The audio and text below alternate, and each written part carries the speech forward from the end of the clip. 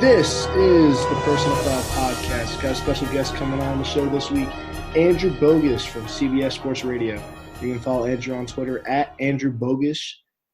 So, Andrew, thanks for coming on again. I really appreciate it. Hey, it's my pleasure. Thanks again for asking. Let's have some fun. Yes, sir. Let's have some fun is right. So, describe what you do for the listeners. I've heard you on the radio already. I've heard you do updates, but describe what you do for CBS Sports Radio. Yeah, sure. I guess I'm the simplest way is I'm the morning sports news anchor.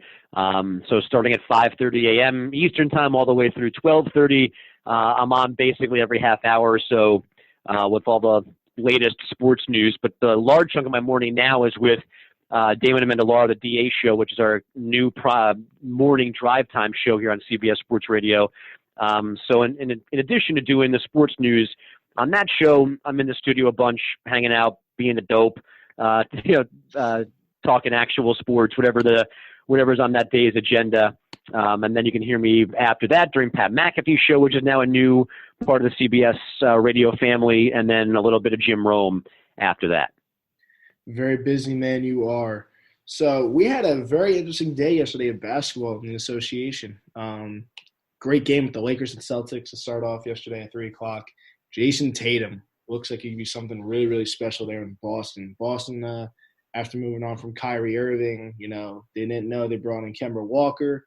Didn't know what was going to really going on in Boston this year, what the expectations were. And Boston looked very, very good. What's your take on the Boston Celtics so far? Yeah, you know what? I just was just looking at the Eastern Conference playoff picture before we connected, and I know how good the Bucks have been this year, and I know how good Giannis is individually, and I think the guys around him, led by Chris Middleton, have obviously stepped up and are better from last year. But I still have my doubt about the Bucks when it comes to a 7-game series. Standalone games over a full season are a different beast than best 4 out of 7, and we saw it last year where they just kind of ran a steam against the Raptors, and I think that's still kind of my concern for the Bucks this year, which leads me to the Celtics. When the year began, I thought it was the Sixers. I thought the Sixers, no matter what their record was, like they to me, with you add Horford, keep Tobias Harris, I thought they were the best team in the East. I thought they were the one that should be left standing at the end of the season. Now, here we are, February, almost March. The Sixers' issues are well documented, can't win on the road most significantly. So I can't back them anymore. Now I'm on the Celtics. I mean, Tatum is just fantastic, and I love Brad Stevens, and Kemba Walker is finally deserves to be in a big spot like this. Didn't play yesterday, but then you mix in Jaylen Brown and Marcus Smart. I wish they maybe were a little bit bigger, but I still think they're going to survive that. And maybe it's just recency bias. Maybe Tatum was just too good yesterday, but I like the Celtics to get to June and be in the finals. That's a very interesting take there, but I don't disagree. I could very possibly see Celtics in the finals, especially the way they played yesterday. Tatum just said, give me the ball, I'm going to get a bucket. And he was very unselfish once the doubles were getting thrown his way, and he was making plays for other guys. But another topic here, the 76ers, you just touched on them. They're very, very interesting. The home and away difference is huge. 9 wins on the road to 20 losses is crazy for this roster that's in Philly. Do you blame Elton Brand for this roster issue? I mean, Al doesn't really fit in there with the floor spacing with guys like Joel Embiid and Ben Simmons. Do you blame the front office for the struggles for the Sixers? I don't know, at least not more than the head coach. And I don't say that, I don't mean that Brett Brown should be fired, although I do think, if their postseason ends quickly, he will be fired, just because the easiest thing to do is to fire the head coach in a situation like this. But I don't, they were struggling across the board and, weren't really fully ever living up to expectations. I think then you talk about Elton Brand, you talk about roster construction. But I mean, while they can't win on the road, they almost never lose at home, and they're really annoying in that they keep giving you examples of what they can be, what I thought they were when the year began. I mean, I saw them win one of their rare road games. I'm in New York. I saw them beat the Nets in Brooklyn, and Ben Simmons was fantastic. He was the best player on the floor, doing everything, driving, passing, playing defense. They couldn't stop him. They've played well against some of the better teams in the Eastern Conference too. I mean, they go back to the Bucks on Christmas Day. Like they've showed you, they've teased us. So to me, the home road thing is more about chemistry, moxie. You pick a cliche in there, and that to me is more about the coach and the dynamic of the roster. So I guess maybe theoretically there's blame in there for Elton Brand, but to me it's about the guys that are in that group, in that room, on that bench every single day, every single game, and for whatever reason it's just still not right on the road. And the problem for them now is because it's almost March, you kind of have to give up on them figuring it out, right? This is now who they are. And so the conversation for them is they better make sure, no matter what it takes, that they have as many home games as possible in the postseason. They need one of those they need to get to the 4 spot. So at the very least, they're home in round 1, get to round 2, and then go from there. But I'm really surprised that these issues have lasted as long as they have. Yeah, it is surprising. I'm currently interning at 97.3 ESPN, so it's a Philly affiliate with the Sixers. So it's kind of crazy we talk about this most of the time. But with the acquisitions of Glenn Robinson III and Alec Burks, I like Alec Burks' fit in there for Philly. Do you think the acquisition of Alec Burks closing that line, especially with Alec Burks and Josh Richardson being the ball handlers up top, getting shots for themselves with a possible pick and roll with Ben Simmons or Joel Embiid, they have plenty of options. What do you think about the Alec Burks acquisition? Yeah, they have options, and it gives them something else to go and find, points from on a random night. I don't know that Alec Burks and Glenn Robinson III make the difference night in and night out, but this has to come down to the starting 5 basically, because that's as good as any 5 in the NBA. Really, it's got to be about the lead guys at some point, and then you have the kind of the fallback options on a random night where there's foul trouble, or right now not knowing how badly Ben Simmons is hurt. That's where those other guys come into play. You're not losing so much more from those top 5 or 6 guys. So listen, they made their bench better, right?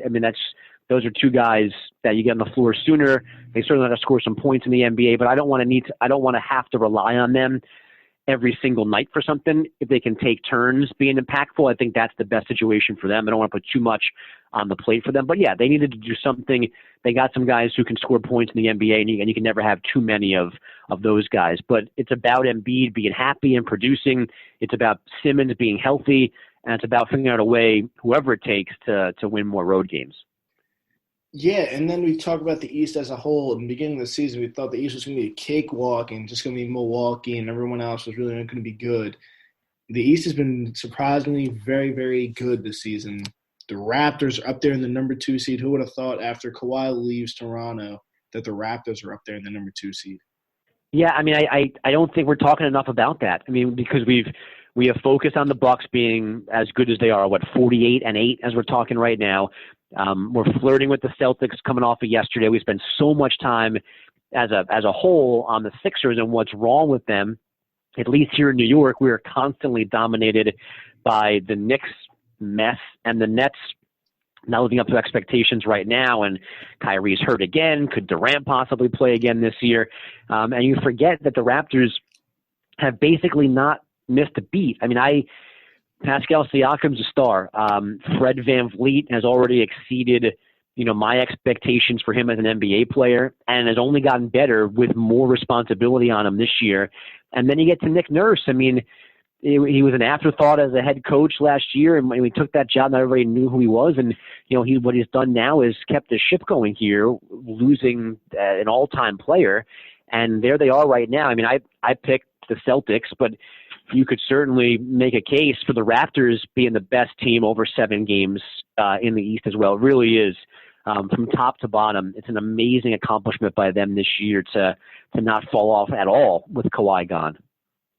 Then we got the Miami Heat. Miami made some moves at the deadline. Probably one of the bigger splashes at the deadline, getting Andre Iguodala and Jamison Crowder into Miami, which was right up there in the top half. But they've been struggling as of late with 4 of their last 6 games coming from Miami. What do you think's up with Miami? You think it's a chemistry issue putting these 2 important pieces in? Or what do you expect from Miami? So a lot of people are saying Miami with these moves are going to be right up there competing with Milwaukee, hopping over Boston and Toronto.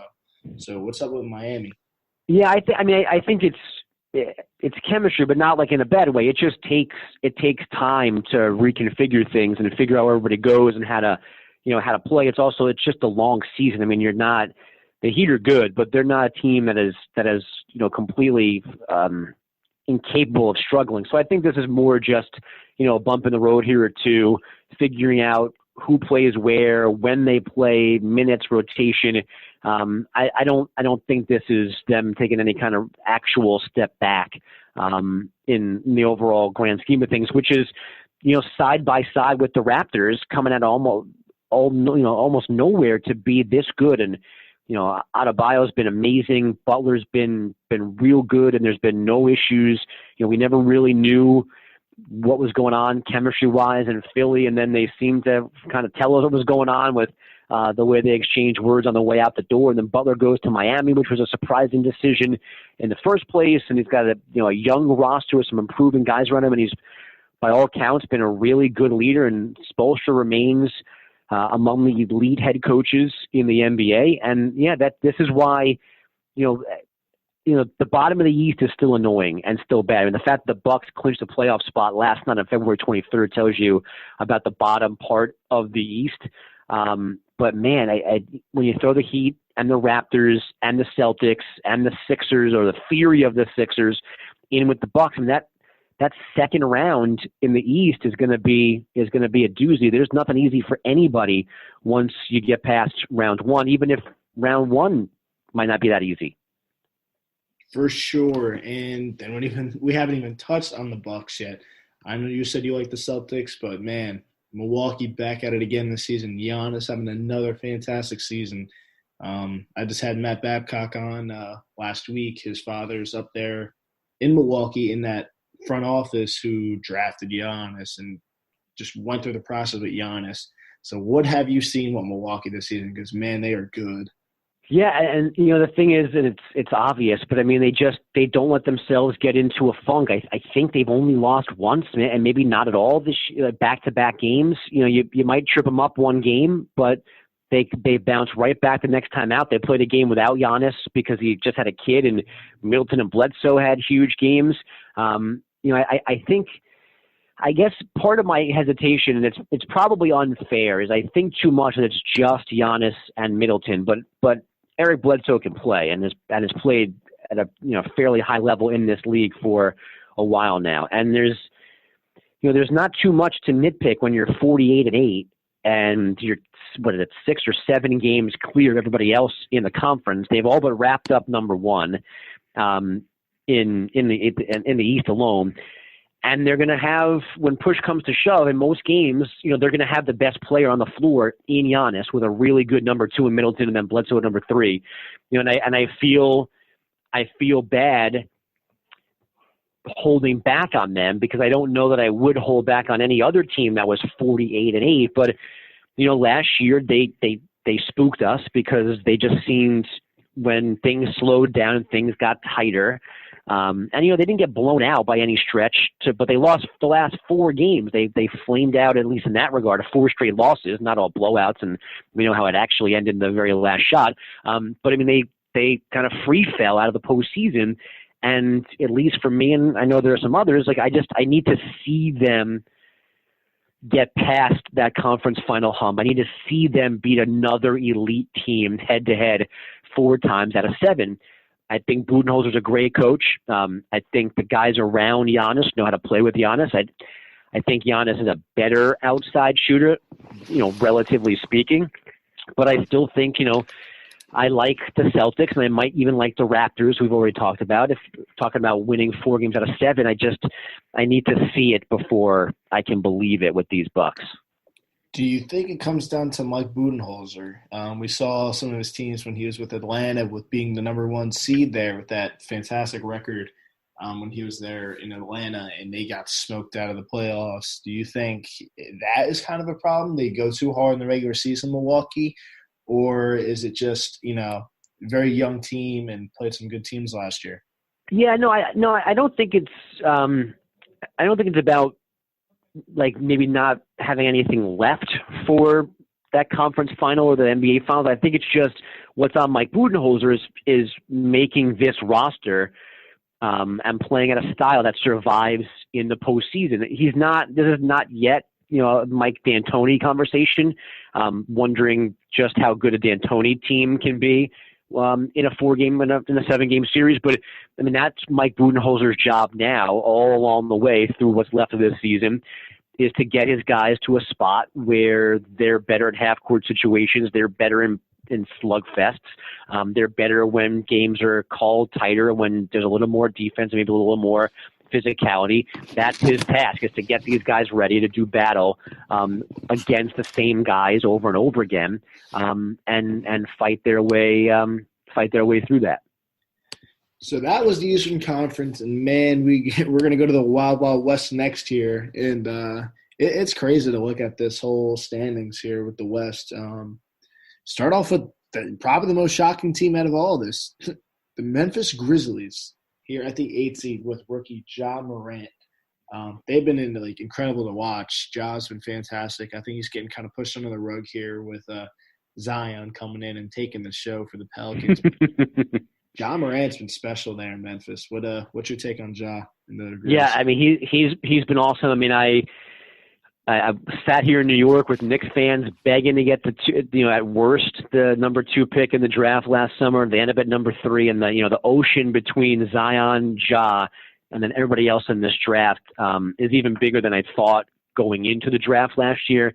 I mean, Morant's been great. I know it was a little petty and a little chippy, and it was maybe not factually based, but I loved him and Dylan Brooks talking smack to Iguodala on the way out the door. I mean, there's a lot more going on, and I was guilty of this too for a while. Like, it wasn't as simple as just Iggy didn't want to play there. I mean, that was kind of a negotiated situation between team and player. Everyone was on board. Maybe no one was really in the wrong there, but I like the fact that they were insulted. They took it as a slight, and they pushed their play. Their problem now is twofold. Jaren Jackson is hurt for the next 2 weeks or so, and they only hold for 2 weeks, so they've got to overcome that. And then they're sitting at a really tough round 1, right? I mean, there's no two ways about it. But the bottom line is they're in a position where no one thought they were going to be in except themselves. And really, no matter how it ends, it can't really be a negative. I mean, to be here at 28 late in the regular season is a great job by all of them. And no matter how it ends this year, I mean, the NBA is in good hands if that city's behind this team and Ja continues to be the star he's been so far this year. Yeah, they have a lot of talent there, and they have the toughest schedule going down the stretch. So probably you can see Memphis getting bounced out. Same time, I wouldn't be surprised if they stay in there because Portland is not healthy. It's a shame to see that with Damian Lillard with the stretch he was having there for that minute leading up to the All-Star break.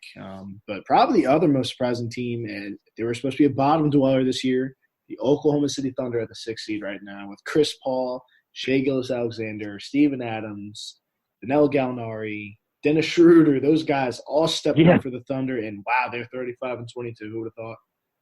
Yeah, and they put a hurting on the Spurs last night, and they were in a weird spot with Paul George, and an odd spot with Russell Westbrook, and they've turned it into Shai Gilgeous-Alexander, and they turned it into Chris Paul.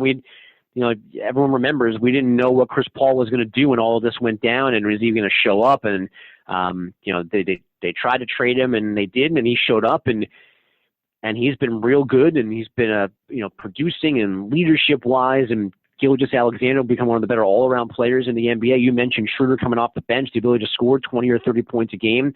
And you know what? The thing that came up with us here on the network recently, watching John Beilein, how that just completely fell apart, embarrassingly so in Cleveland. And I've already told you how much I love Brad Stevens.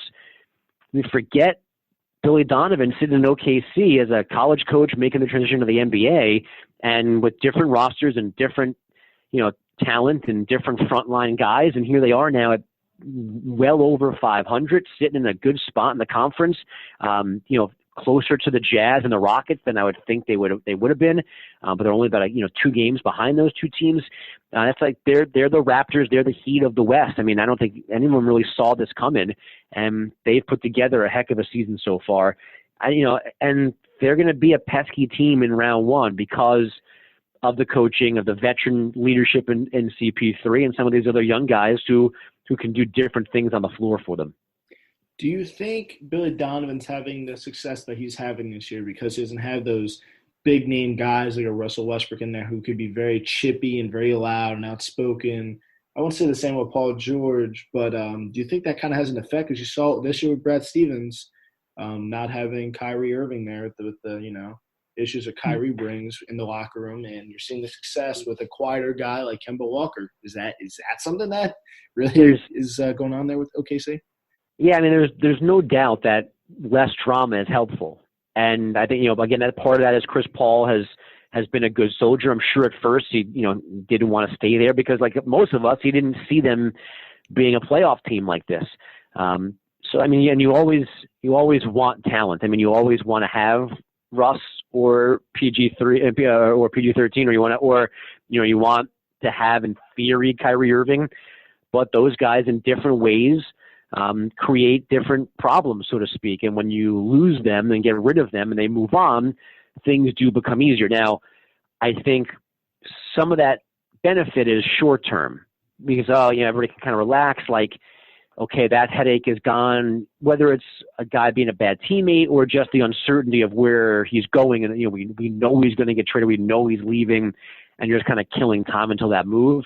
When that goes away, it can be helpful. The problem is long-term because when those guys leave, you very rarely bring back in guys who measure up talent-wise. And obviously they have not brought back in guys who are one-for-one trades talent-wise for Paul George. But, I mean, they've had the development of Gilgeous-Alexander, which is on the coaching staff. It's on him for making him as good as he's been so far. Chris Paul buying in. Steven Adams is still a useful player at down low in a league that relies less and less on guys like him.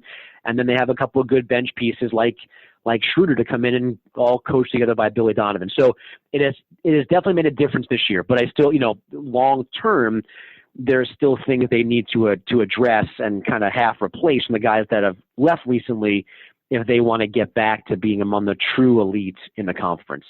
Yeah, they have a ton of trade assets. I think it's like 13 or 12 first-round draft picks over the next few seasons from those trades with the Rockets and the Clippers. So they got to hit on a few of those or make some moves with them, see what they end up doing with it. But the Thunder can be very interesting down the road in the future here, especially with Shai Gilgeous-Alexander leading. But we're going to go into the top half of the West where a lot of the noise is being made. Right now the Clippers on a 3-game skid. What is your take on the battle of LA? But let's start with the Clippers here. Yeah, I still think the Clippers are the better team. I still am kind of amazed by the depth that they have. Obviously, starting with Lou and Montrezl Harrell coming off the bench. They throw Marcus Morris into that mix as well. I still think that they're, in theory, the best team in the NBA. I don't necessarily think it matters where they finish up seed-wise in the West. I mean, the only thing that comes into play in that regard is, home court, and also too when you're not the number one seed, you play tougher teams sooner. So if they're not number one or number two, then round two becomes a little bit harder because you're seeing that 2 seed as opposed to getting the 4 seed if you're the top spot, or at the very least if you're the 2 seed, then you're playing a potential game 7 on your home floor against a gritty 3 seed. But they're every once in a while, right? They give you a little bit of a hint that maybe they're not all in love with themselves in LA. So I still think that Doc Rivers has some coaching to do to maybe massage some egos and protect some playing time and redistribute some PT. And now he's got he's working in some new faces here via trade and via buyouts and signings and whatnot. But I trust that they're going to get it together. And then when we get to the spring, we get to the postseason, when push comes to shove, I mean, they still have Kawhi, and they're doing it the right way. I know it sucks for fans, but they're making sure he can be peak physical Kawhi when it matters most. So, I see the little bumps here and there for them, but I still think, to me, they're the team that I would pick to come out of the West. Yeah, 1 through 10, that roster is absolutely incredible. A lot of those guys could be starting other places. It's really crazy to look at that roster and think, why not the Clippers? But with the Clippers, as you did touch on, they're bringing in new faces. Do you think that could also have an issue where like they're bringing in guys like Reggie Jackson, who are very good players, Marcus Morris, who are going to need the ball in their hands a lot? That takes away shots from Lou Williams and other guys. And also with Paul George not being healthy, that could be a big thing going into the playoffs because he hasn't been healthy this whole season. And same thing with Kawhi. You never know with Kawhi, with the injuries. So you think that could have a role in the playoffs? I think George's injuries are the issue. I mean, Kawhi, yeah. I mean, was he banged up for more than a season? Absolutely. But I think now is about maintenance, not about like protecting an injury like it was last year. And then, I'm an outsider, so that's just me guessing. But I'm less concerned about Kawhi than I am about Paul George. That's what could derail this against the real elite team when we get conference finals or even the NBA finals. But that to me is their number one hang up. The depth thing, I do at times think you could have too many guys. I think sometimes you can have too many pieces for too few parts. I do think that's a real problem that some teams can get into. And at some point, they are 10 deep, like you said, but at some point that might really only be an 8-man rotation, depending on how a postseason series plays out. So they might have an issue with a guy not playing as much as he wants, but there are also a bunch of veteran guys who I would hope would know that they might have to just be quiet and bide their time and maybe not play as much as they want to on a per game basis, but knowing that the opportunities are there to step in and have a big random game in a big spot when needed. I think Doc Rivers is a really good head coach, and I think that he can figure that out to the extent where it's not going to be the reason why they don't win an NBA title. Then we got the number 2 seed in the Denver Nuggets, who the Clippers could end up facing down the line here in the playoffs as a road game, possible Game 7, if it leads to that between Denver and the Clippers, if they do match up for that matter. But what's your take on Denver this season? They're starting to get healthy. Jamal Murray was banged up for a little bit. They're starting to get some pieces back, and Michael Porter Jr. having a good season. What's your take on the Denver Nuggets? Yeah, I love the Nuggets, and I love the Jazz, too. The Jazz have spooked me here a little bit. I really do love the Nuggets. I mean, I love the uniforms. I love everything about him. And Jokic is just, he's just a monster. Paul Millsap had a big game over the weekend after a couple of struggles. They've got a good mix of veteran guys, of youth guys. Jokic is in better shape this year. And I think Michael Malone is somewhat underrated, underappreciated as a head coach. What I like about the Nuggets is they're thinking defense first. That he wants that to be their identity, and when you do it that way, the offense is extra, and you give yourself a little more room for error. I really want to. You heard me. I'm quick to say the Celtics are going to win the East. I really, really, really want to pick the Nuggets. I want to have some kind of West wild card, but when it comes down to it, even if Game 7 is in Denver against the Clippers in round 2, I think the Clippers are better. And I think the Lakers are better. And it's not a knock on the Nuggets. I just think that is their ceiling. They're a really, really good team. They are a legit 39-40 win team right now. They are a legit number 2 seed. But I think the Clippers are better, and I think the Lakers are better. And they're going to have to play at least one of them, you'd think, in the postseason. So it's when the first one they see is probably the one that ends the season for them. Then you got the number 1 seed, the best team in the NBA on the road with the Los Angeles Lakers. They've had some scares this season with Anthony Davis, but so far so good, knock on wood for them. Same thing with LeBron. LeBron having a monster season here for the Lakers. And the Lakers just picked up Markieff Morris. It's the battle of the Morris brothers here in LA. It's not even all about the Lakers and Clippers. It's about the Morris brothers now. But no, getting serious here. It's very interesting with these two LA teams. Do you think it comes down to both of them? Because the Lakers right now seem to be on a groove here, 5-game win streak right now, as the Clippers are on a 3-game losing streak. Yeah, I'd be bummed if we went an entire spring and summer and we didn't get Clippers-Lakers conference finals just staying in Staples and changing court designs and uniforms. I'd be bummed if we didn't get that because as much as I love Denver, as much as I wish Utah was on a better kick right now, and as confused as I am about what Houston is playing so small and really breaking down their roster size-wise, it's about the Lakers, it's about the Clippers. If one of those teams messes this up for us, I'm gonna be bummed. I need to see these two guys go head-to-head, and what LeBron's doing right now, and I know he kind of spooked us with some bad free throw shooting, which is going to be an issue or could be an issue for them. The fact that he's leading the NBA in assists at this age with this much mileage on his body, it makes no sense in a career that has made no sense and what he's been able to accomplish. They're better than I kind of thought that they and the Clippers would be in somewhat of a reverse role. I thought this year for the Lakers would be about finding their rhythm, finding their, the situation, how Vogel was going to use these guys, how are they going to live together. They've got some decent depth there too. How do you work these guys in? Who's on the floor at the end? And the Kuzma injury, taking him out of the rotation, putting him back in, creating new problems there. I thought the Lakers would have been the team kind of more limping along, so to speak, while the Clippers would be sitting at number one, just daring everyone to catch them. And yet the Lakers had the 40-plus wins and the 5-game cushion atop the conference. And I think in the end, I love me some LeBron. And I think last year, not playing in the playoffs, the short year, the extra rest for the first time in forever, I think that's the worst news that other NBA teams have gotten in a long time. I think LeBron is primed for at least one more really elite LeBron push. And for the longest time, I thought the Clippers were better, and I think in theory still the Clippers are better.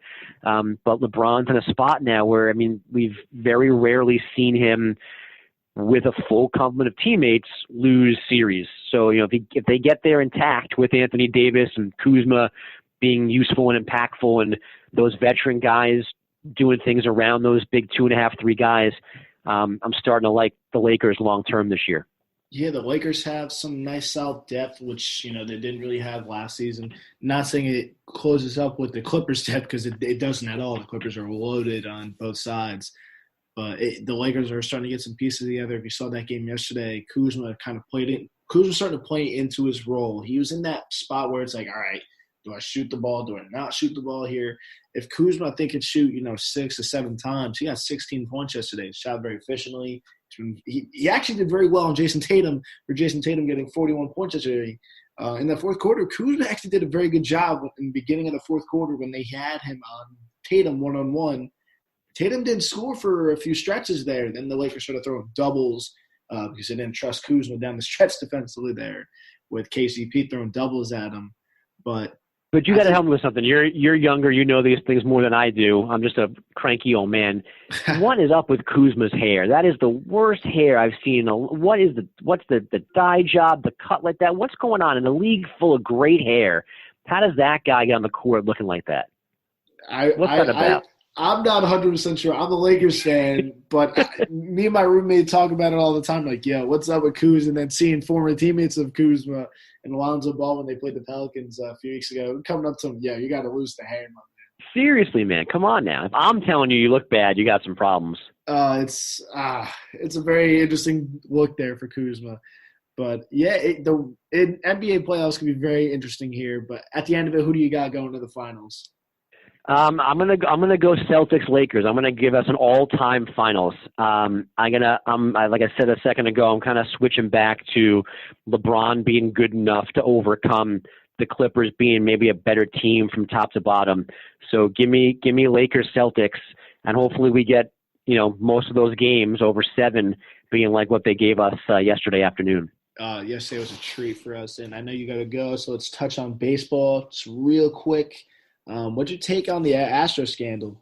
Does the NBA, not the NBA, excuse me, the MLB have to jump in here and possibly, I know they exempted a lot of these players for opening up, but do you think they have to do something about it? Because you're having players speak out about it. Mike Trout, who the commissioner bashes all the time for not talking, is out here talking. Aaron Judge is talking. Stanton talking. Outside players like LeBron James talking about this. Does the NBA have to do something?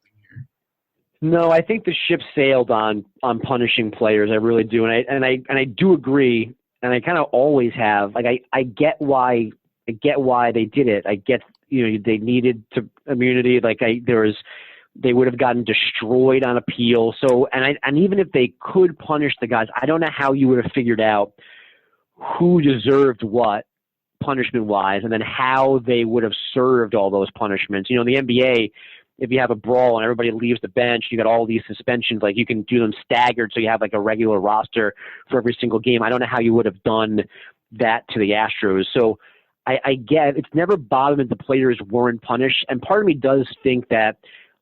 Like the fact that they are just getting destroyed by everybody and everyone thinks that they're horrible cheaters and that they're terrible baseball players and they've only had success because they broke the rules. I think they have that's a punishment in and of itself. And as far as like taking the World Series away, I don't think you can do that either. I think what baseball needs to do is very quickly tell us the rules moving forward, what you can't do, what you can do, and what the punishment is for breaking these rules again. And I think in particular, baseball really needs, when I said this on the air last week, baseball needs to make other baseball players critiquing Mike Fiers and crushing Mike Fiers for outing all of this. David Ortiz last week, Pedro Martinez before that, Jessica Mendoza as well. People who have a direct connection to a team, to the league, cannot be calling Mike Fiers a snitch or complaining that Mike Fiers broke the locker room code. I understand why your brain starts to go that way, but don't say it out loud, because it completely cuts at the fight here and misses the point of who is actually doing the wrong stuff in all of this. And probably, too, to answer your question completely, baseball probably needs a new commissioner because Rob Manfred has been terrible in handling all of this. And I don't know, and this is obviously a really major problem, hurting the trust of the fans and other players. And I don't know that Manfred is the guy that can fix all those trust issues right now.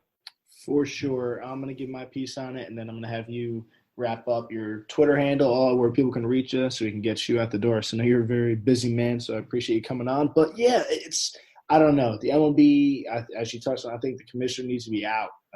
He's handled this whole situation awful. And as you touched on with David Ortiz, Mendoza, all these people coming out on fires, it's embarrassing, to be honest, especially Mendoza coming out and what she said. You cannot – he's not like he was an Astro and out of them. He was another team. And just knowing that this was still going on, and what was he going to do? He wasn't a big part of that Astros team to come out and like, yep, this is what we're doing over here. He had to be quiet. He wasn't a big part of that whole team there. So you're clearly not going to out your team, and just the guilt ate him up. And you cannot hammer this guy for coming out and saying this. It's a lot of balls for coming out and saying this. And it's a shame that people are outing him like they are, because it's ballsy to come out and say it. And just to see Correa when he was with Rosenthal on the interview, going back and forth over the whole scandal and everything. And Correa sat here denying that they did anything in 2018, and Rosenthal was sitting over here giving him information like, you guys did cheat. He goes, yeah, but we didn't use the trash cans. Like, it's like, geez Louise. You guys come on. Stop hiding. The whole thing is a mess, and everybody just needs to be quiet, and the Astros just need to go about their business and try. They can never get away from this, but I mean, the least they could do is just go and win baseball games to maybe at least be like, to show that they can do it on the up and up. But still, I mean, this is the spot they've put them in. I mean, there's no doubt that they cheated and everything they did is tainted and compromised. And they deserve basically everything they're getting, shy of death threats and people yelling at their kids and stuff like that, within good-natured distrust and fan anger, all that stuff they deserve. The stuff that goes too far should never happen, and those people should be ashamed of themselves. But otherwise, I mean, this is the bed they've made. Now they got to sleep in it. For sure. So, Andrew, thank you for coming on. If you want to give all your Twitter handles, Instagram, wherever people can reach and get out to you. But I really appreciate you coming on. Yeah, it's my pleasure. I'm on Twitter at Andrew Bogusch. My last name is Bogusch. Get me on there. And if you don't have a CBS Sports Radio affiliate near you, you can find us on the radio.com app as well. So there's there's multiple ways to bother me, to listen to me, that have helped me hopefully entertain you a little bit. No, you're very knowledgeable, and this was really awesome. We didn't get into as much baseball as I'd liked, but definitely possibly do this down the road again, especially what's going on in New York. Got a lot of talent there. Yeah, we'll definitely do baseball next time for sure. So you can follow the Personal Foul Podcast on Twitter at @foul_podcast. You can find the Personal Foul Podcast wherever you get your podcasts, Apple Podcasts, Spreaker, YouTube. The list goes on. You can get it there, but thanks for listening.